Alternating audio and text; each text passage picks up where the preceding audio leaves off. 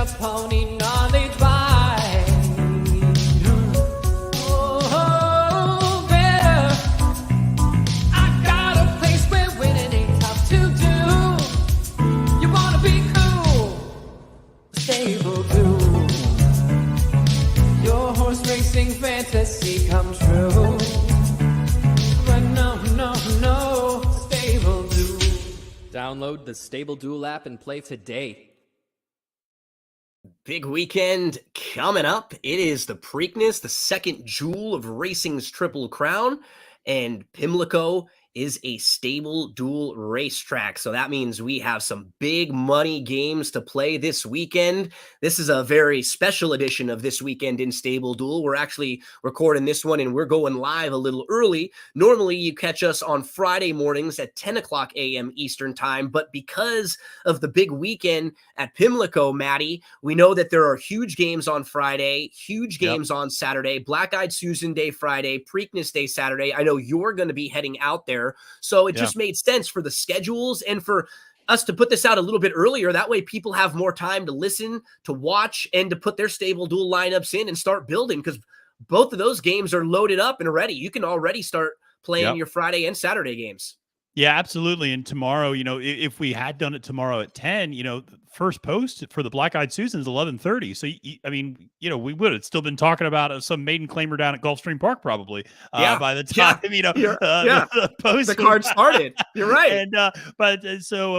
And, and also, like you said, I'm heading up there, so I appreciate us doing it a little bit early. But yeah, we got some nice contests tomorrow on Stable Duel for Black-Eyed Susan Day at Pimlico.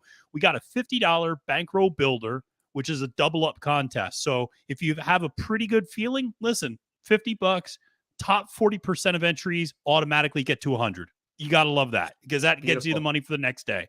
Then there's a $50 winner take all. So if you feel really good, go for it. That could be a huge pot. And then there's a $25 contest with a $3,000 pot, 2 entry limit. So a few different options for tomorrow. Myself and Barry have been feeling a little under the weather lately, but Barry, it's going to make us feel so much better this weekend when we just cash all these tickets and we are winning big money in stable duel games. How you doing, my friend? Oh, doing well. We're hungry, so we're going to eat, and that's going to happen on Friday and Saturday. That is happening. Get ready. Let's do this. Big money games to shoot for. And you sit down and you're doing your handicapping. I think you always need to start with Daily Racing Form DRF. These are the formulator past performances that we always use when we're doing our This Weekend in Stable Duel show. And what's great about these, you can actually get these for free when you sign up for a DRF Bets account. It's one thing that we all talk about is past performances, paying for information. It gets expensive. It gets a lot. When you play with DRF Bets right now, if you sign up, if you use the promo code WINNING, and deposit $250, they'll give you immediately a $250 match bonus, so you'll have $500 right away. Then they give you a $10 free bet, so you'll have that free bet on top of it. Then they give you 10 free formulator cards, so the cards that we're looking at today. Then every time you bet another 50, you get credit. So if you're betting at DRF Bets, every time you go through $50, boom, credit for another DRF formulator in your account. So if you're going to be playing somewhere, you're at least going to be getting rewarded for this. And if you play often, you'll have a bunch of these credits starting to stack up. And then whenever you need them, they're right there to go to. You won't have to pay for them. Check out DRF Bets on a big weekend like this weekend. It's a great place to play. Fellas, we're talking Pimlico for Friday. And as we look at our plays for Friday, I believe, Matt, you have the first one of the day, and that's going to be Friday in race number 5. Talk to us about the 5th race and who you're looking to play. It's a second level allowance. It's a 5-furlong turf sprint. Yeah, and it's for 3-year-old fillies and mares, or 3-year-old and up fillies and mares, $40,000 optional claimer. And so this is one where I really like the number 3 horse, and that is Laugh and Play. This is a horse that's 12-1 on the morning line, is only going to cost you $750. So very inexpensive option if you're building out a stable. Here's why I like this horse. You go back and look at those fall turf sprint races. They're really nice. I mean, this is a horse that won several, broke its maiden and a maiden claimer, came up one next time out, then won 3 straight on the turf, and then stepped up and ran against the morning line favorite in this race, American Starlet, and finished a length and a half back in second place. Then she goes to the synthetic for the winter, basically. And, she runs okay, but this is not clearly a synthetic horse.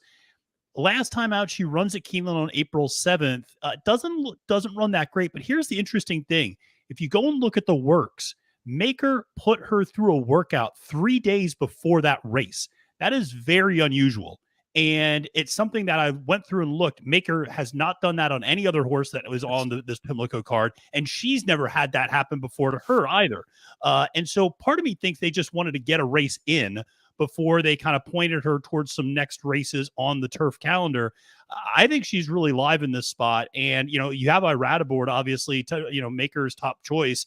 And 12 to 1 on the morning line, $750. I feel like this is a horse that's going to take a ton of money probably. But in Stable Duel, gladly use this horse in Stable Duel. Won't cost you a bunch on the, because it's based off the morning line prices. This race has already come back live. Yeah. We saw the runner-up come back to win their next start. Her World, the winner of that race, is a nice horse who's won a couple in a row now. And she's actually the second choice, entered in a stakes race. Yeah, later in the card. So so just to show you in this race, there was no passing either for a horse like Laugh and Play, who got away slowly. Again, we're making a bunch of excuses. Another one, it was a good turf course. The horse may not have liked the turf course, just may not have liked the going of the course that day. There could be a lot of these little excuses built in for a horse who's 12 to 1 on the morning line and will not cost you a whole lot to use in your Stable Duel lineup.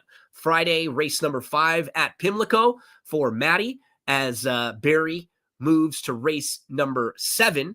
Barry, let's take a look at the 7th race here. This one is a 1.16 turf race for second level allowance runners.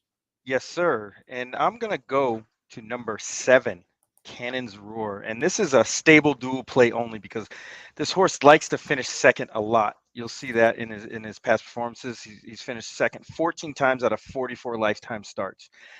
However, this horse is coming in from Tampa and running and knocking heads with some pretty decent horses. And again, finishing second.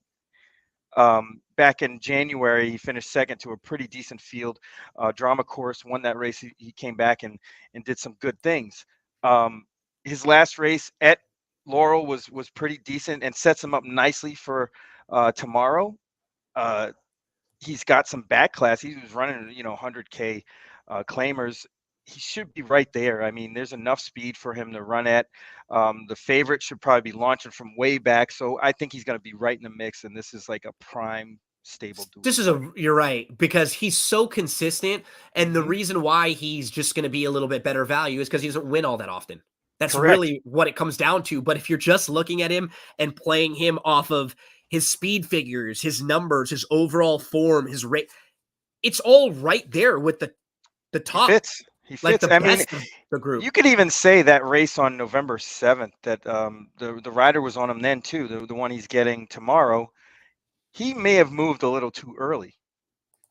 I mean, it's not like this horse can't win. He's won at Pimlico too, which some of these horses really can't say. I think there's one other horse, the one next to him, has won at Pimlico.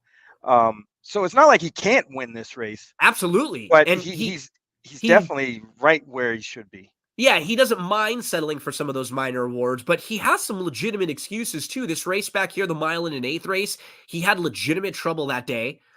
He was checked early and just sort of taken out of the race. Look, he was, he ended up being 13 lengths out of it. He's never that far back. Just put a line right through that race. Now what we've done, we've made his form look a little bit better by eliminating a few races here and there. The number 7, Cannon's Roar for the Sniper in race number 7 on Friday over at Pimlico. So we're going to move next to race number 9. I believe me and Maddie have one in the 9th race, Maddie. So this is a stakes race, right? This is the very one. Go ahead, Matt. Tell us who you're looking at in this 5 furlong turf sprint. This is actually the race that Her World, who we just referenced earlier, is actually the second choice in. So just to give people context. So in this one, I really like the number 5, Thundering Creek. Together. All right, there we go. Beautiful. this is, I'm sure Sniper probably picked this one out as my type of horse too, because Mhm. lightly raced on the turf and huge perk up, 2 career starts on the grass, and both really good. $80,000 optional claimer at Kentucky Downs and wins that going 6.5 furlongs. That is never an easy thing to do. And That's the then wheels first turf back. start ever. Yeah. Exactly. I mean, that's a really tough thing to And do. what's kind of funny is you could see they tried to get this horse on the turf Yep. 3 different times. Yep. Before that, and they were all rained off. A sloppy track at Churchill, a wet track at Churchill, and then again at Churchill, turf races off the turf. Finally got to the turf, and guess what? Oh yeah, the horse is pretty good on the turf. Yeah, and what's great is he backed that up next time out with a second place in a Grade 3 Franklin to Caravel, who goes on to win the Breeders' Cup Turf Sprint. And we always talk about that bounce that usually happens to horses after Kentucky Downs, takes a little something out of them. To see him come back and run that well second time out, increase in speed figures. Obviously now coming back from a long layoff, but here's the thing, actually broke his maiden coming off an even longer layoff. So I know the horse can fire off a layoff. So, 6 to 1 on the morning line, I think there might be some speed that burns people out up front in this race. Absolutely. And so even though it is a 5.5 furlong sprint, you usually go with the speed of the speed, but horses like Spicy Margin, very one, I feel like are going to burn each other out. I really like Thundering Creed to come running late. And just to kind of piggyback on a few of your points. So the layoffs don't bother me as much with horses with this type of running style, right? Yep. Because she's only going to have to run about a quarter of a mile in here. Like we know what she's going to do. She's going to sit back, she's going to wait, and she's going to launch the late rally, and she's going to press the button. It's not as if she's going to be out carving out the fractions on the front end and then get a little bit tired late.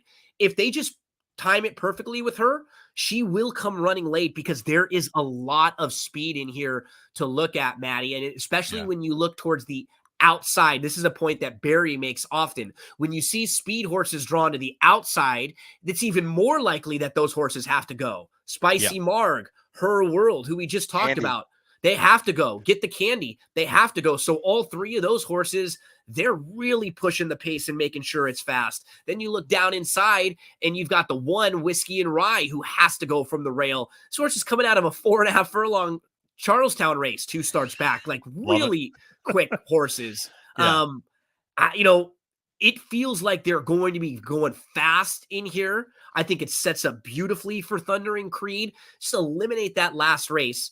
It was on a synthetic track, and it was his 9th race in a row. Actually 11th, right? Because he had run 9 races this year. And he basically started his campaign in November of 2021, and he didn't have any breaks. Nope. All the way through. I say she, this 5-year-old mare. So she fits really well. I think that she's going to get the trip, lots of pace to run at.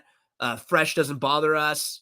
The number 5, Thundering Creed for me and Maddie in the very one. So Matt, I believe we will both. Here we go. We both go right next door again. To race number 10. Doubles. The Miss Preakness. Barry has a couple more coming in the 11th and the 13th. I'll start this one out, Maddie. Yeah. Again, just from a pure stable duel standpoint, and from a horse who I would like to include in some multi-exotics, I'm going to the number 4 in here. Yes! Afternoon Let's do tea. it again. We do it one more time. We do it one more time. So looking at man, I wish you had Afternoon that song. You could just play it right now. I know. Yeah. Afternoon Tea debuts on a sloppy track at Oaklawn Park. And the debut race was actually very good. She came back to win that race, but the runner-up, Donnie, also came back to win that race. And the race was won by a wire-to-wire winner. So there was no passing in that race. It was a good performance first time out over a sloppy track. Career start number 2. I love the whole race because she was fast. She was right with the leaders from post 12, but then a couple others were going too fast. So Pratt just takes her back a little bit. She responded beautifully. She just sat back. When he moved again, she moved.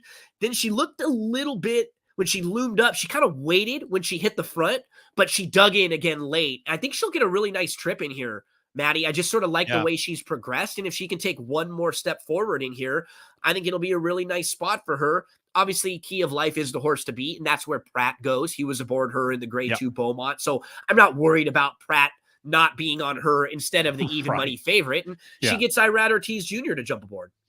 Yeah, absolutely. And I think that, obviously that some people say that's a jockey upgrade. But I would say the other thing is, much like the last race we just talked about, it's possible that Key of Life and Maple Leaf Mel, the second choice, burn each other out up front The as shape of the well. race. And that's the shape of the race. They both want the lead. They both need the lead in a lot of instances. They're both going to gun it. And so afternoon teams is just going to sit off of that. I think there's every expectation to think this horse can take another step forward from a speed figure standpoint. And I wouldn't be surprised if there's a little bit of regression from a speed figure standpoint for the two favorites. And so if you just equate that, all of a sudden she's right there and makes a ton of sense, I think, in this race. I think she gets the trip. And from a stable duel standpoint, 8-1 on the morning line, only going to cost you $3,000 in your stable. Absolutely feel like a must play here. The 6 Maple Leaf Mel is very quick. Like the 7's not as quick as some of the others, but she wants to be close. It's not like she wants to come from way out of it. The 5 is really fast. It wouldn't be a shock to see them try to push the pace. They couldn't keep up with Key of Life last time. I could see them try to even be more aggressive because Gaffleon is probably more aggressive than Bejarano. Bejarano's not very aggressive as a rider overall. He's more of likes to sit a little bit more. The rail horse has speed also. L Street Lady, they could be going very quick and setting it up nicely for the number 4 afternoon tea. So 2 for 2 for me and Maddie on the Friday card as we move to race 11. Barry, you have one in here. I have one in here. Uh-oh. I'll let you lead the way though. Tell us who you're looking at in race number 11. Yeah, this is a really interesting race, the Hilltop 100K going a mile in the turf. I ended up on the Chad Brown horse, number 3, Esprit. Okay, we're different places here, but Makes sense. this horse is a player for sure. Yeah, I was at Tampa that day. This horse ran and just flat out embarrassed that field. Not that there was any world beaters are in there, but it was clear that this race was going to be a stepping stone to something else, and this is where this horse lands. And comparatively, she'll have to step up and run better, but she's very well capable of doing that. One other thing I like to note, and I'm sure a lot of horse players are going to like to hear this, but I tend to like to see when Irad Ortiz lands on horses with speed. He is not a good speed rider. I don't know how else I can say it other than that. And he fumbles the bag every time. Like he goes too fast, or he keeps the others in the race. I mean, you even saw it on Derby Day with Money's Gold. Couldn't rate the horse enough. Yeah. And he just did the wrong thing. And he did it, I think it was a little bit later in the card. He did the same thing and got beat. I honestly, I could see this running 1, 2, 3 in any of the order, like those 3 numbers, the 1, the 2, and the 3. Breath Away has Rosario, who's just been off. His timing's been off. Everything's been off. And this horse is going to be way back. And I think Esprit, out of all these horses, can be placed in the right spot, is on the rise. He won't be 8-1, unfortunately, but he's definitely in the right spot. Yep. And this is go time. I almost use this horse as a stable dual play, and she's definitely in the mix for me in any type of late exotics that I'm playing. The one who I got to was the number 7, Hang the Moon. So if we look at her form overall, so all of her dirt races kind of make sense. In her debut, she ran against a horse named Dreaming of Snow. Barry, you actually know this horse. This is the horse I do. Over at Tampa that beat Wonder Wheel and Julia Shining at 38-1 and upset the Suncoast. This is a decent horse. And actually, she ran into Money's Gold last time. So she's faced some nice ones. That was in the career debut at Colonial. Following that, Hang the Moon breaks her maiden. Then in her third career start, she runs into Pretty Mischievous. And the Alleys, look, we saw Pretty Mischievous just come back and win the Kentucky Oaks. And this was a strong race also. So her dirt form isn't bad. Unfortunately, she just wins one of her first 3 races, and the other 2, she, faces really tough company. Then she tries the turf, and we look at her 2 turf races. First time on the turf, she wins nicely at Fairgrounds in a non-2. And then on March the 11th, she hops at the start. She settles inside. She's 4th. and she got stuck inside behind horses. And as the race slowed down, she just kept getting shuffled farther back and farther back. And she ended up losing all this positioning. She sort of was looking for room. She was full of run and she kept having to alter course late, and it sort of dulled her run late.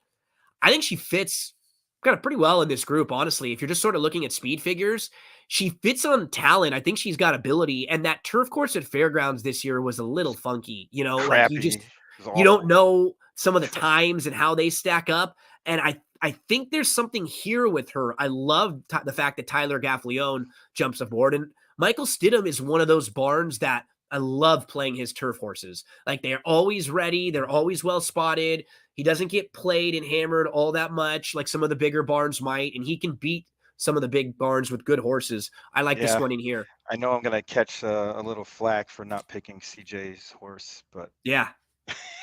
Shout out to CJ Thoroughbreds here. Hang the Moon. Feel like this one's live, CJ. Hang the Moon. Little bit of a freshening. Feels like a good spot for this horse. Hang the Moon with Tyler aboard. So that's a look at race number 11 on Black Eyed Susan Friday. Believe Matt is done for Friday. Barry, you have one more in the 13th. So let's talk about the Black Eyed Susan, and we'll all share a thought or two on that. In case you missed it last night, we had the Black Eyed Susan Preakness draft.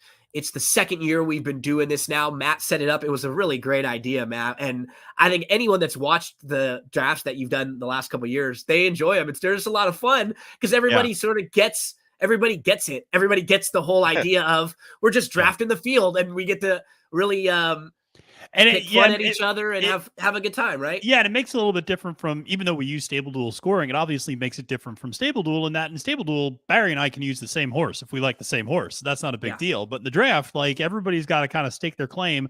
Sometimes you accidentally draft Who's Your Filly way too early and things kind of blow up in your face in terms of your team. But those things happen sometimes. And, but we talked about, we talked about those fields with our friend Caleb Knight, and, yeah, this is a good one. So I'm interested. I think I know where Barry's going here based upon his comments last we week. got it before, real quick. Yeah. Real quick.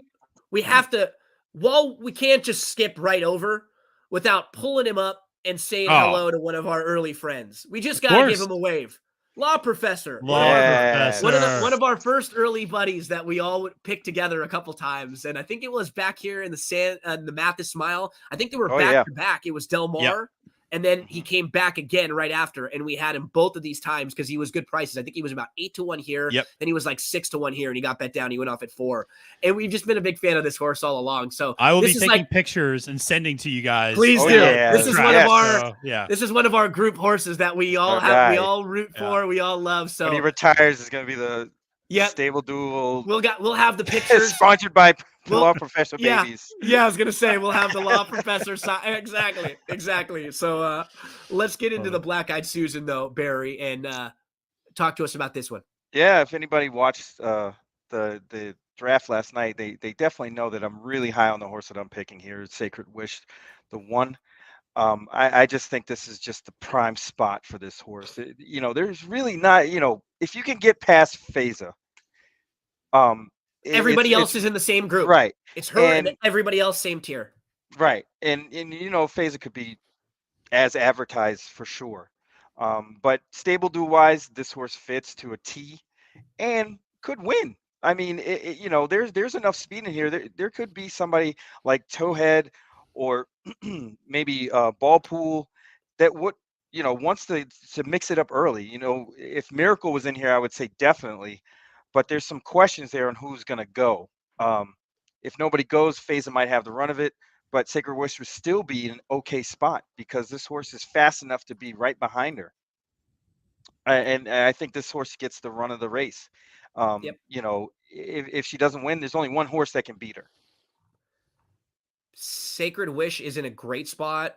Yep. She's done nothing wrong in all 3 of her starts. That debut was very good when finishing behind Punch Bowl, and that was on a sloppy racetrack. And we've seen there were 5 horses in this race that won a maiden special weight race in their next start. Or better, because Punch Bowl already broke the maiden. Punch Bowl won a first level allowance and then went in and finished second in the grade 1 Ashland. The others, Unsung Melody, Sacred Wish, they all won maiden special weights in their next start. Even Cecile down here won a maiden special weight, as did Exponential Star. So then went into a stakes race and finished third. That was shout a out loaded, to that horse. That horse made me a Yeah. ton of money when it broke its maiden. So, it's a loaded, yeah. loaded group. And then Yeah. wins, and then comes back and was a good second in the Gulfstream Park Oaks. Barry, I think she's like, from a stable duel standpoint, Upside. Yeah. she's the one. Maddie, I mentioned yesterday at the draft, I thought I don't have a problem with Merlaza if someone's No. looking for an upside horse who her debut she missed by a head. She's won 3 races since. She's gradually shown some improvement. She's not a world beater or like wows you with her speed figures, but she's steady, and that's sort of what this race has become, right? The Black Eyed Yeah. Susan is more of like the steady fillies that are just a cut below. Yeah. I mean, if you think about last year, Interstate Daydream kind of fit that description as well. Just kind of a steady filly who's not going to wow you, but it's just going to be solid and kind of get there. I'm not going to argue with Barry. I absolutely love Sacred Wish in the spot too, as particularly as a stable dual play. I think she's really, really good. I will give a shout out to Taxed as well, who I think is actually an interesting stable dual play as well, just because she won't cost you hardly anything. I think breaking from the number 10 post, and you know, she's 15-1, so she's going to cost $500. She's not going to cost you very much. And if you play the game of like who have they run against, I mean, she's been banging heads against the Oaks favorite of the Oaks favorite of the Kentucky Oaks, and second 2 out of the last 3 times to her. Right. And the only time it wasn't was just absolutely miserable track conditions on the day of the Honeybee. And, you know, there's a lot of, this horse has some ability, I think, and, you know, has shown some ascendancy. And one of the angles that I know I certainly played in the Ashland was a horse with like defining purpose. These Oaklawn horses, once they get out of the swamp that has been Hot Springs, Arkansas over the winter, and you get them on a dry, fast track, son of a gun, they run a lot better. Well, and so I think you might want to play against some of the ones who really relished that. And maybe that was the conditions that they kept taking advantage of, right? Yep. So and I think that's what we saw with Wet Paint. And then now you get, I think Tax at 15-1.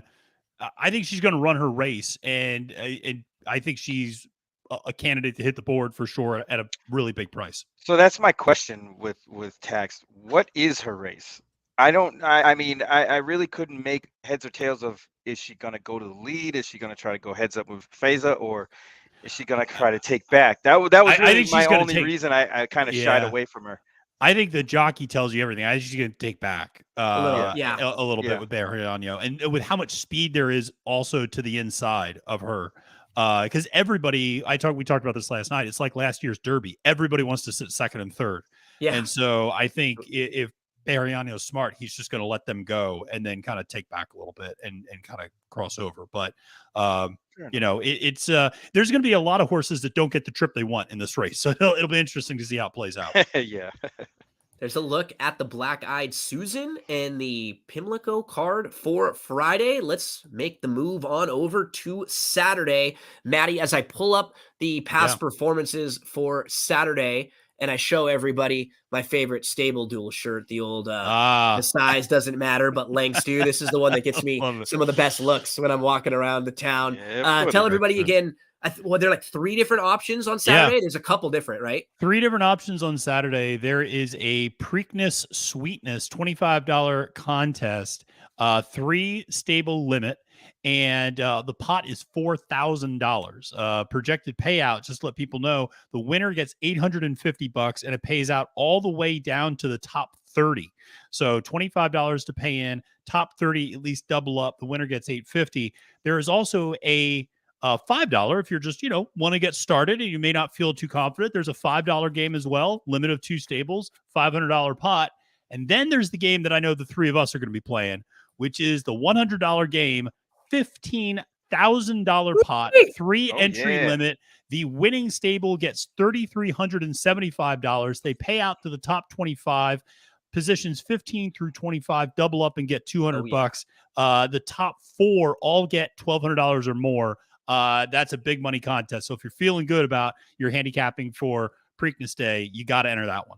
I am ready to fire away this weekend at the Stable Duel Games, and we will start on Saturday in race number 6, I believe, with you, Matt. Matt's going to look at races Oh. 6, 8, and 12. Barry has races 7, 9, and 12 to take a look at. Matt, this is the grade 3 Chick Lang. I really like some of the 3-year-old stakes races they have this weekend because a lot of times they're just for these horses that are just developing a little bit later, right? Yeah. Maybe they started later. Maybe they're just a little behind some of the horses that have gone longer. We always see 1 or 2 good 3-year-olds on one of these stakes races on the undercard, whether it be the Chick Lang, sometimes in the turf stakes races. There's another dirt one also. Oh, yeah. Who do you like here in the Chick Lang? Yeah, well, it's funny. I'll just very quickly mention last year's Chick Lang is the moment I realized early voting was going to win the Preakness because we talked about this. Yeah. This was the race Lightning Larry Lightning won. Larry, my guy.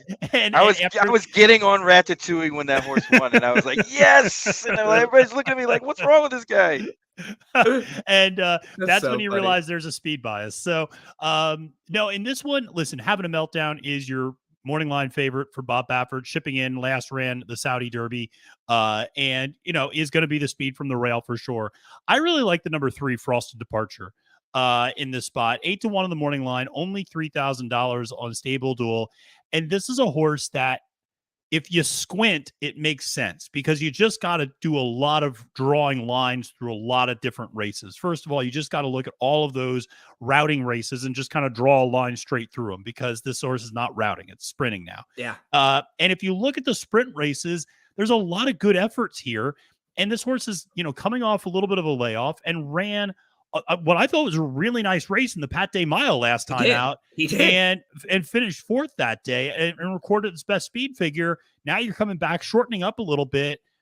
I think this is a horse that also, we talk about Ken McPeek going off Lasix, and that's not particularly good, but this horse has run well off of Lasix before. So listen, maybe you like Having a Meltdown to win, but from a Stable Duel standpoint, I think Frosted Departure gives you a lot of value in this particular race. This is why I like doing these shows too, because this is a horse that wasn't really on my radar all that much. Like I didn't know how much of a race I thought this was from a playable standpoint. But now you've pointed this one out and we start looking, okay, because Having a Meltdown draws the rail in the first start back from Saudi. We were talking about how some of the Baffert shippers in the last year or so haven't been doing quite as well. This horse is definitely talented and for sure the horse to beat. But those are a couple factors on top of the speed. Look to the outside. You've got Rivet. You've got Bristol Channel. You've got Super Chow, who is really, really, really fast. You've got Prove Right, who is very, very fast. So 5 of the 7 in here all want to go? Process of elimination, we're down to 2 closers. It's Frosted Departure and Y2J. You know what I mean? Like, so Frosted Departure is a much better price. We're not going to be singing Fozzy songs down the stretch. I become, yeah. I love me some Jericho, one of the all-time greats. Frosted Departure, though, this is a good one, Matt. This is a nice find here. The number 3, 8-1 on the morning line, will only cost you $3,000 to use when you're building your Stable Duel lineup based off that price. Barry, you're going to go right next door to the grade 3 Gallarette, $100,000 for fillies and mares, 3-year-olds and up, mile and a 16th on the turf course. Talk to us about this one, buddy. Yes, this is an interesting group here, but a group that lacks speed. So I'm going to go down through these horses here. So typically horses like White Beam don't like to get involved early. Won't. The 2 horse, same sort of deal. Coming in from Italy, probably won't be on the lead. Although you see his last one, it says he led near the finish. So that tells you all you need to know. Scusi, he'll just give it to you. You take the right. Eminent Victor, very good horse, likes to come from behind. Vergara is kind of on the fence, but this horse better races have come when he's not on the lead. Bipartisanship. And the races when they are on the lead, they're not really fast. They're not that fast. It's just sort of ending up on the lead by process of elimination because they're going like sub 50 fractions. Same thing with bipartisanship, dead closer. Princess Theorem wants no part of the lead. And the horse I skipped is the one I landed on, Traffic The number Song. 3. It looks like, he's light on the stakes experience, but he's heavy on the speed. And Yep. I think that can get it done in a race like this. Absolutely. Jimmy Toner is excellent on the grass, has won this race doing similar things. And I think this horse fits to a T. He had a nice workout there at Fairhill on May 13th in preparation for this. I don't see anything wrong with this horse in this No. race at 12-1. I like this one too. You're absolutely right, because when you look for a second, a lot of people will do this too. They'll glance and they'll go, oh, Vergara has a little bit of speed. Then start comparing these two horses and how fast they go. Like Traffic Song is on the lead going 45, like less than 46 is pushing the pace. Right. Vergara Going this is far, too. only Going on this the far. lead going 50, like in the vicinity of 50, like 25 first quarter mile. So this is a way faster horse. And you're right. This horse is going to have a couple lengths on the field in here. You'll get a great run for your money in Stable Duel. This is the type of horse, if you're playing like pick fours or pick fives, this horse will scare the hell out of you turning for home if you don't have them on If your you ticket. don't have them, Mhm. yeah. With like a 2 or 3 length lead at a big price. So Yeah, You and that price is probably going to be pretty solid here, because those big names, big connections are going to catch a lot of action. You have Grand Motion, Chad Brown in here. Irad on the 1 with Chad Brown. So between the two of them, they got 4 horses, and they might get beat. yeah. We move right next door. I believe me and Yeah. Matt both have one in the 8th, right, Matty? It's the dinner party, the grade 3 dinner party, 1.125 miles on the turf course here. And a horse who will take a good amount of money is on the rail, is a Tone. A Tone won the Pegasus World Cup turf. I think, did we all like a Tone that day too? No, Or I I did not. I love to tone. I think because a Tone was 8 or 12-1 on the morning line and was just from 12, a Stable Duel and then just got standpoint, hammered. And Yeah. then went bet as down. favored. quite a bit. So just like looking at that one, it was like, wow, there's great value here. I'm playing against the Tone, and I'm assuming Matt is too, unless Matt's Yes. breaking the rules of our No. Stable Duel stream and giving you a 9-5 favorite. And I then want we'll to play this $9,200 horse. yeah. Yeah. So no, we're not doing Matty, for me in this field, I ended up on Easter, the number 3. that. I did too. Oh, look at this! Wow, Oh, son. wow! You guys are just, This Weird. is hysterical. This is a you great. guys just not do your homework. I was gonna He's say like, I'm just gonna do what Gino does. this is so great. So just looking at Easter and the races, since first off, the races overseas were excellent. Yeah. Like here behind St. Mark's Basilica, like these are Mhm. quality groups. Then comes into the Grand Motion Barn.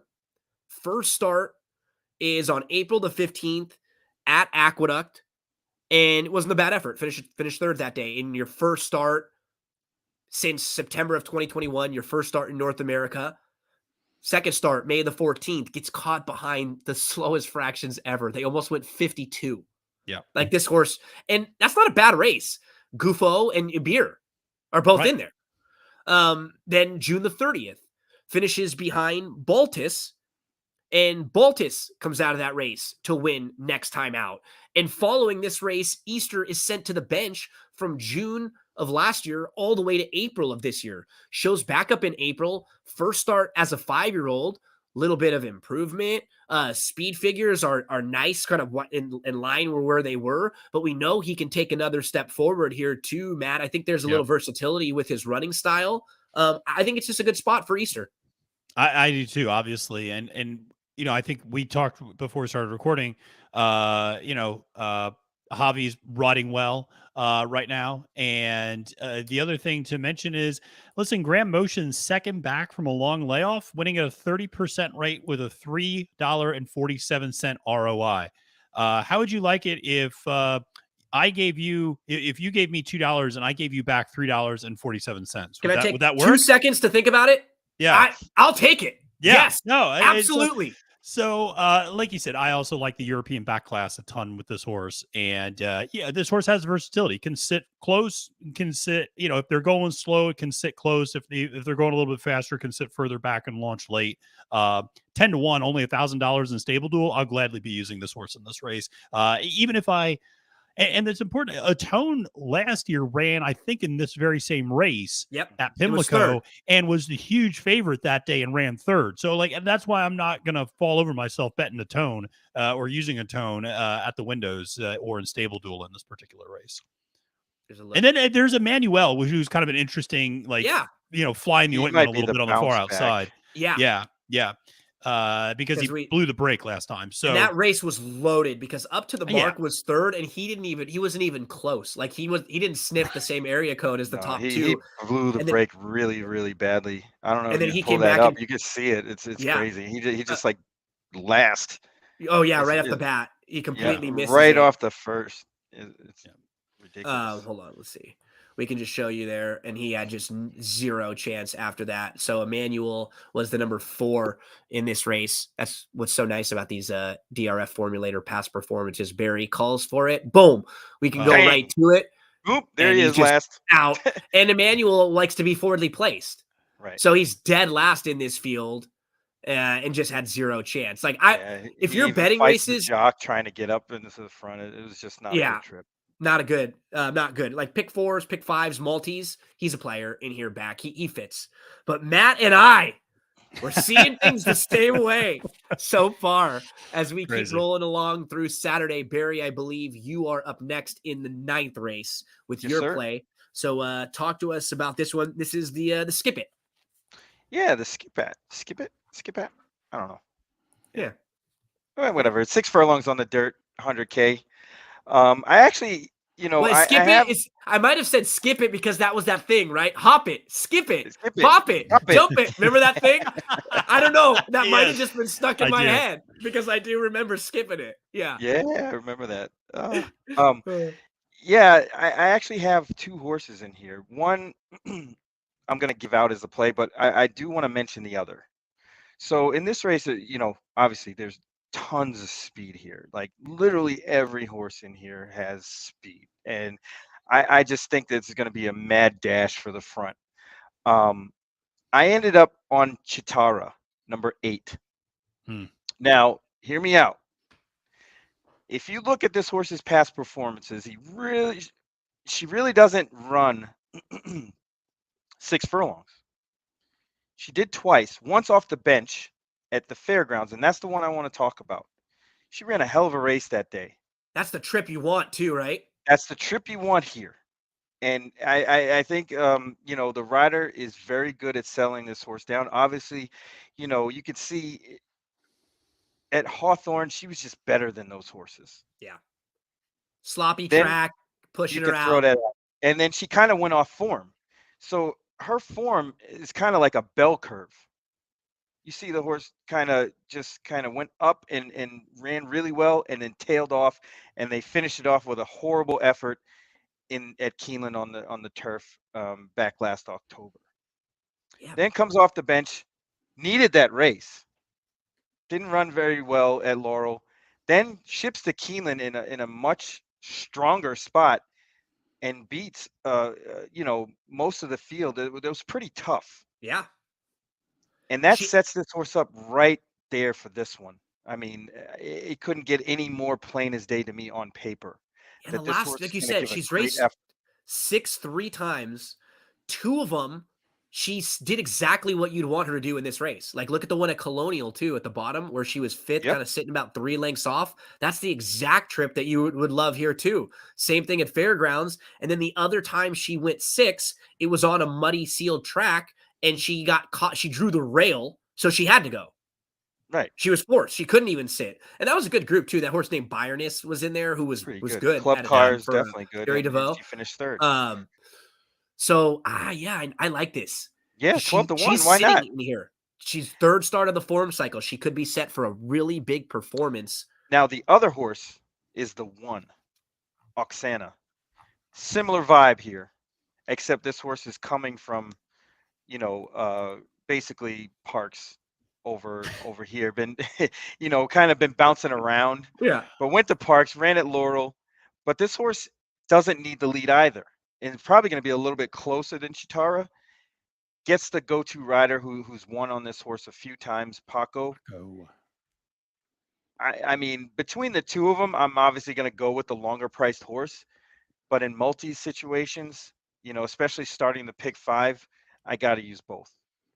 And I will say I got to give a shout out to another horse in this race. Mage's half sister Gunning is actually running in this race as well, the number 6 horse Nice. in this one. So that's Is it funny just how different these look like after a horse has won 1 or 2, right? Mage is like, oh my gosh, you look at this, 2 million in the past performances. yeah. But yeah, I did pay I because I was doing a deep dive of Mage's pedigree before the Derby. I just remember Gunning, and then I was looking through the PPs, and I was like, huh. Mage's sister's running on the Preakness Underground. That's kind of cool. So just kind of a neat She's no fact. slouch either. I mean, No, she's No. good. Yeah, she's good. good. We Yeah. keep rolling along the back half of the Saturday Pimlico card on Preakness Saturday. My play in race number 10 is right next door. The post worries me a little bit, but I'm going to go all the way to the outside with Beer Can Man. I think it's just a great spot for Beer Solid. Can Man, Mhm. and he's got some versatility. He has enough speed to use the speed to put himself in a good spot so he doesn't have to sit 5 or 6 wide, and he can sit just a few lengths wide. He has enough speed to where he can, I think he can use that, and that can be an advantage for him. He needed the race at Keeneland last time out. He looked exactly like a horse who needed the race. He got way overbet in that race. There's no way he should have been favored there in the race where Barry had the winner front run the Fed, who was diving and weaving through traffic at a big price. Beer Can Man, for me, you just watch the way he finished that race. He looked like a horse who was tired, needed the race. I think it's going to be a big step forward for him from the outside, some versatility. He's 8-1, probably won't be, probably be closer to like 5-1, which that's fine. I'll take it. Yeah. I'll take it. Beer Can Man. This horse has done very little wrong in his career. Like overall, he has really, really nice form. He's the 13. He's 8-1, so he'll only cost us 3,000 in our stable duel lineup. Right next door, we have the 11th race. This one is the Maryland Sprint. I don't think anyone has it. Barry has one in the 12th. Maddie has one in the 12th. Yep. As do I. I will mention, if you're playing, I don't know whatever to do with this horse anymore, Barry. Prevalence, right? Because if he's 8-1, I would throw him in a pick 4. I wouldn't play him in stable duel because some of his races are so bad that they could really hurt you when he loses points. But in a pick 4, if he's like 6 or 8-1, look at the last few horses he's faced. Up to the Mark, who was a grade 1 winner, Endorsed, who won 3 in a row, multiple graded stakes, and Sibelius went over and won the Golden Shaheen.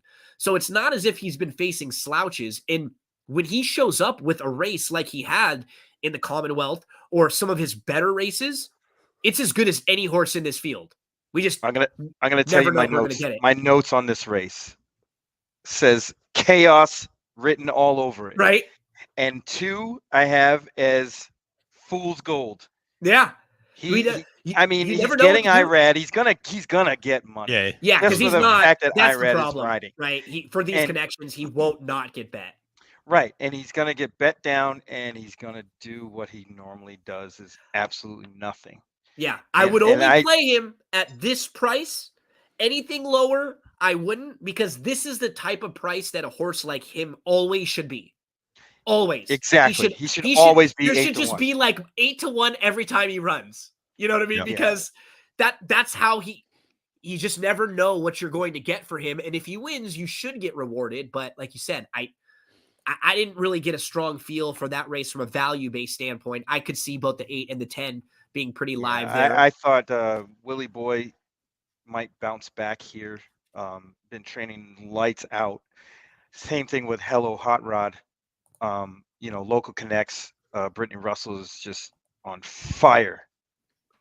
The 12th race might be the most fun stable duel race of the whole weekend, though, because I honestly think you could make cases for a bunch of these horses at big prices, because the 9 is going to take a ton of money. The 9's the heavy favorite. He's 8-5 on the morning line. Mm-hmm. I had so much fun handicapping this race. And for me, the horse who I landed on is actually the 5. circling the drain. No way. we got to stop, buddy. We got to No stop way. with this. No this is freaking this is way. insane. Yeah. I can't remember it ever being like this. This is 5 out of this. I gave out 6 horses, and 5 of them, Matt and I Maddie, were the same. This See, is nuts. It's collaboration. That's all. We're it the Yeah. is. same. But Nope.